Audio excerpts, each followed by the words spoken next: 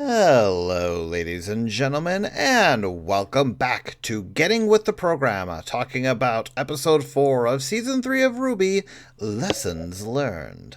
I am, of course, your ever-friendly Pokeprof, joined once again by Kitty Kross Hey ya! and Ashen Sky.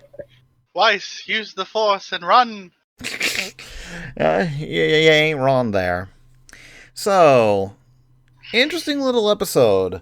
Get a little bit of action in the beginning, but then the rest of the episode is really world and character building, I think. I think perhaps the most interesting thing, the most real concrete thing I gotta say to start off is that this is the first fight scene where the music actually felt like it worked. Still butt metal.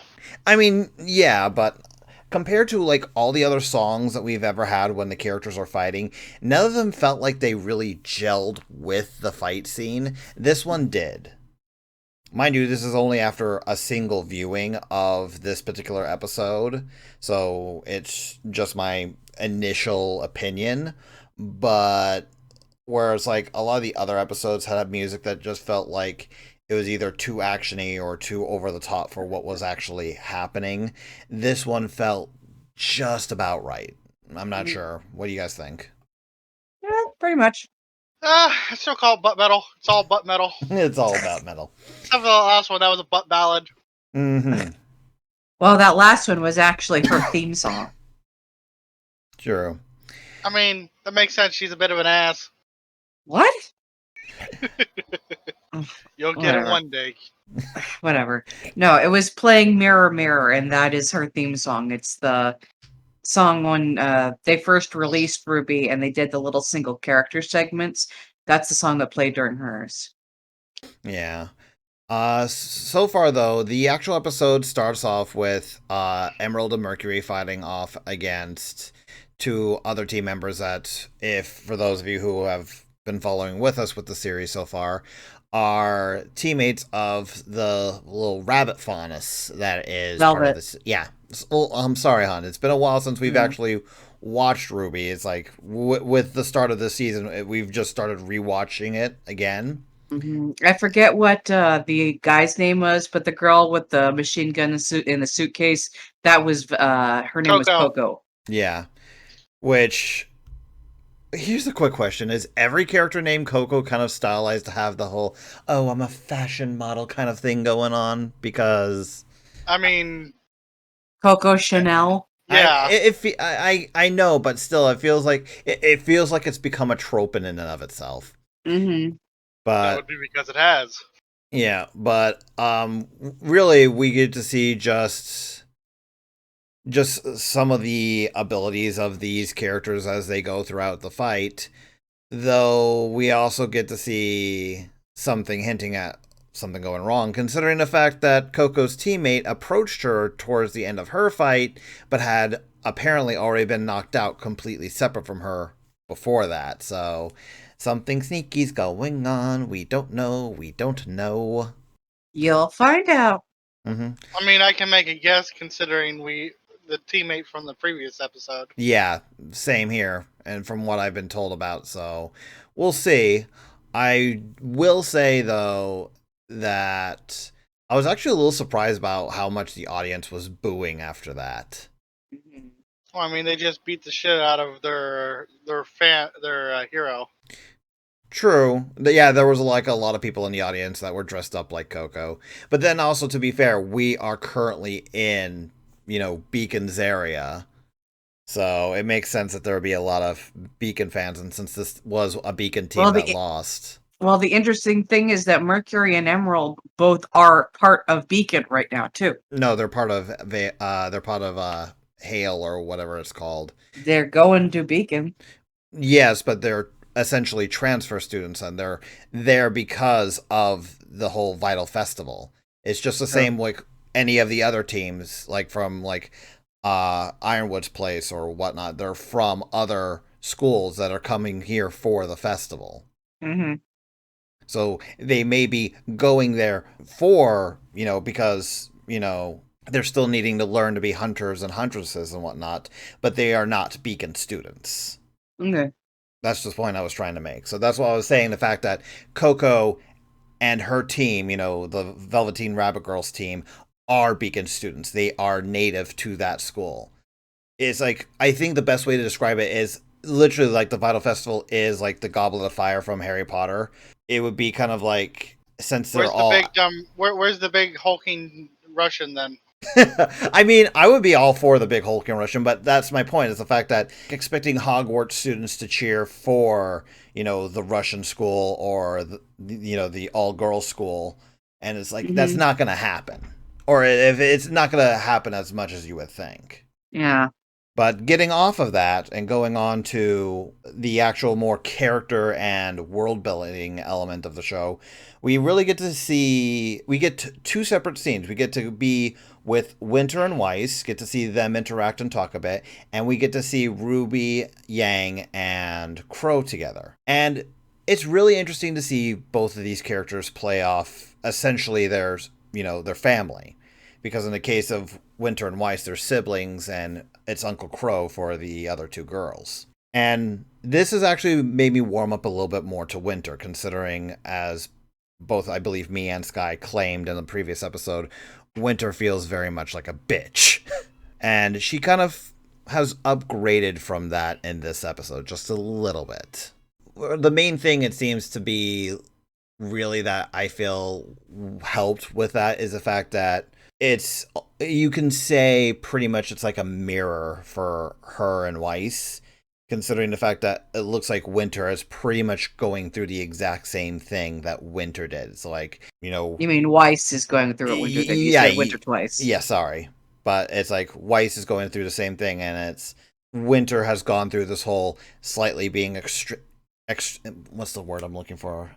It's not exchanged, estranged, I believe is the correct word I'm looking for. What do you mean exactly? I mean, she's at odds with her father in particular, and maybe some other members of her family because of her choices. So yeah, estranged would be a good way to put it. Yeah, so she's estranged from her family besides Winter here because she's wanting to be a huntress. She's wanting to do something that normally you wouldn't see as part of this prissy little, heiress thing. One thing we also got to learn is apparently the semblance that Weiss has runs in her family. It's hereditary, and they have a hereditary ability to do summoning, evidently. But Weiss is having trouble. Burn the witch! I will say, though, that makes some really interesting things for me when it comes to the series, because immediately that tells us that most semblances won't carry on between bloodlines, and that Weiss is special because of that. So that immediately goes, so it doesn't matter like who has what powers. You don't know who has what until they really start to develop their aura and their semblance. Mm-hmm. Which immediately sorry, I'm like flubbering here. I just want to say I really feel like that's a good way of actually establishing that for the audience, because that's a particular trait of this world we would not be able to really understand otherwise. It's something that, it has to come in and saying like, no, our thing is hereditary. It's like, that's not normal for semblances. So it's a really interesting way of doing it. And then the fact of the summoning, it's like the summoning we saw, at least that we saw Winter do, it's a recolored Grimm. It literally is a snow-typed Grimm. So it's like, I'm not sure if they're being lazy, or what my suspicion is, actually, is what Winter said in the scene next time we see them together in this particular episode. Because after that initial, hey, let's talk about what, how you've been doing with your semblance, it goes over to Crow and the girls, and then it goes back to Winter and Weiss. But the thing that Winter says in the second time we're with them before the episode ends, is recall the enemies you've defeated. Recall how you fought them and whatnot. So here's my question, and don't answer this on, because I think you may know or may not know, or it just could be me kind of just going off. Are they actually just summoning alternate colored Grimms, or are they essentially summoning like a copy of what they've fought before and what they've defeated before. I can't tell you one way or another because I don't think it's completely addressed by the end of this particular volume, and I haven't seen past this volume. Okay. I was just wondering, because it's like, hey, we've gone and defeated Torchwick. Can she summon a copy of Torchwick to fight with her? I don't think you and I are thinking defeat the same way. Oh, you thinking defeat as in kill? Yes. Okay. Yeah, I was thinking defeat as, like, she's defeated as, like, she adds it to her summon library or something. It's like, I mean, I've seen so many different variations of, hey, let me go and Pokemon my way through life that I don't... Yeah, this ain't Pokemon. I know it's not Pokemon, but I'm saying, like, there's so many other franchises that has, like, oh, you've beat me, now you can summon a copy of me kind of deal. But that's really interesting to see where that's going to go, and I'm really curious, because we saw at the end of her summoning practice that Weiss was able to at least summon a sword, like, almost like a cloud-style sword that just kind of faded away. Very tiny one. Yeah, very tiny, little itty bitty, but that's still Basically something. very small. It's very small, yes. Angry baby small. Angry bitty. But yeah, one thing I would like to point out, because I think we need to move on to the bit with Crow, Ruby, and Yang, is when they were asking him about the different, his missions and everything, and he was telling them about things. One thing he did is he pulled out a photo, and he referred to that as Team Stark. And those of us who had been watching earlier in the show will remember that we already know the names of 3 people in that picture. The only one we don't know the name for is their dad yet. Yeah, because we know Ruby's mom, which was part of the team. Do you remember what her name was? No, not off the top of my head. Summer Rose. There we go, Summer. So that's the S. Which also makes her, by default, the leader, because in almost all the teams I've seen so far, the first letter is almost always the leader of the team, because we also have John with, Juniper and Ruby with Ruby.